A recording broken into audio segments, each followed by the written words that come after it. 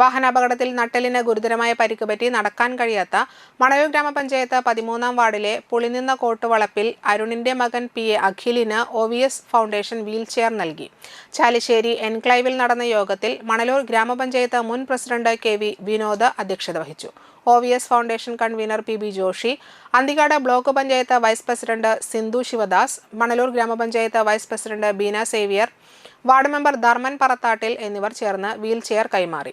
യോഗത്തിൽ മുൻ മണലൂർ ഗ്രാമപഞ്ചായത്ത് president VG Sasi, Dhanamon Madathipparambil, PB Haridas, KV Jayan, Shaimesh Palazhi, Sharandas, PH ഡക്കോറ Varghese, Shaju Valappila, Rakesh പറത്താട്ടിൽ, Roy Thanikkal എന്നിവർ സംസാരിച്ചു.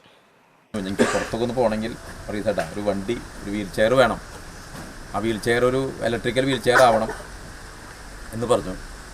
അപ്പോൾ അതുമായി ബന്ധപ്പെട്ടുകൊണ്ട് നമ്മൾ ആലോചിച്ചപ്പോൾ ഏതാണ്ട് 1,50,000 രൂപ ചിലവ് വരും. അതിന് ഈ വീൽ ചെയറിന് 1,50,000 രൂപ ചിലവ് വരും.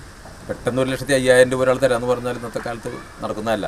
ഇപ്പോൾ സ്വാധീപരമൊക്കെ എല്ലാവരും ഇടപെട്ടിട്ട് ചില ആളുകൾ പലരും സംസാരിക്കലൊക്കെ ഉണ്ടായി. പക്ഷെ എല്ലാവരും ഒരാൾക്ക് ഒറ്റയ്ക്ക് പറ്റില്ല, കൂട്ടമായിട്ട് ചെയ്യാം എന്നാണ് പറഞ്ഞിരുന്നത്.